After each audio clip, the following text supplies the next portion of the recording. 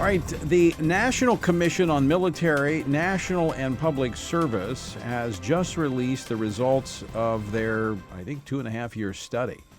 The 11-member commission was looking into a number of issues as it pertained to military service, national, and public service, in particular some controversial issues like the draft and drafting women. They're making recommendations. What are they recommending? Well, joining me now to talk about this is a member of the commission, Tom Kilgannon. Tom, welcome to Washington Watch. Hey, Tony, great to be on the program. How are you? I'm doing well, thank you. I'm social distancing, so I'm doing fine. Let's jump right into this, Tom. These are some controversial issues. This started back during the Obama administration, where they were pushing for women frontline combat, which opened up the discussion for women being drafted. What does the report have to say about that? Well, that's right, Tony. Once the combat positions were open to women in the military, then the question naturally arose: should women be required to register with the selective service system for the purpose of a draft, just as young men are? Young men ages 18 to 25 are required by law to register with the selective service system.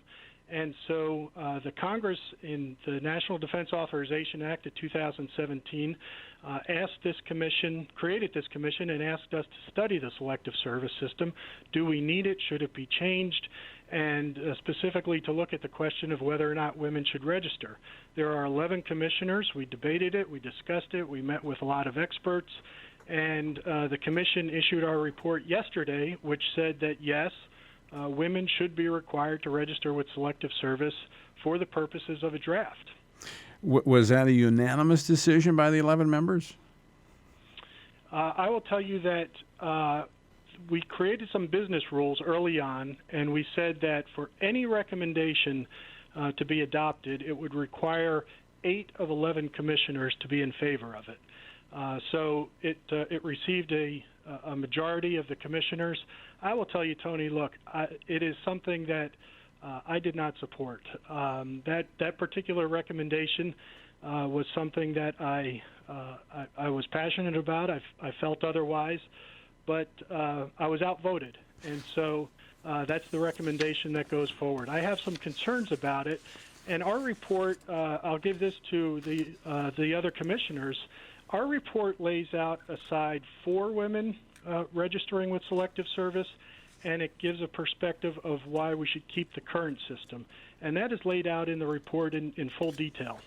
And so now it will be up to Congress to act upon this. This is only recommendations coming back from this 11-member commission. Is that correct? That's exactly right. It is these recommendations. There are 164 recommendations, and they are now in the hands of the Congress and the President, and they will have to act on it. So will women have to register? It's a question for Congress. They're going to have to take our recommendations. There are some court cases working their way through the federal courts. They're going to have to take that information and come up with a determination of whether or not that goes forward. And secondly, on that point, if they do decide to take this recommendation from the commission, a big decision that they will have is how will it be implemented, because there are a number of factors that go into that. Another component of that is the draft itself. I mean, the reason for selective service, and it was interesting in reading parts of the report that I had access to, that the findings were that a lot of people didn't even realize they needed to register for the selective service. That's right. There's a big component of young Americans who don't realize that they have to register, and that don't realize that they have registered. And the reason for that is because many of the ways that young people register, by and large, are through when they get their driver's license or when they get student loans. And those are in fine print on those applications, as you well know. You know, an 18-year-old male who's getting his driver's license, he's just going to say, hey, tell me where to sign. I don't care what the fine print says.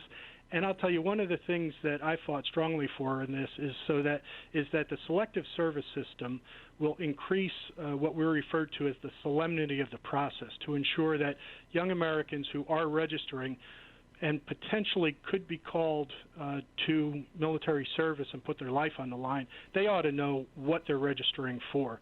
And we're asking, that is one of the recommendations that we're asking for, is that there be increased awareness, increased knowledge, especially if now millions of young 18 to 25-year-old females are going to be required to do this for the first time.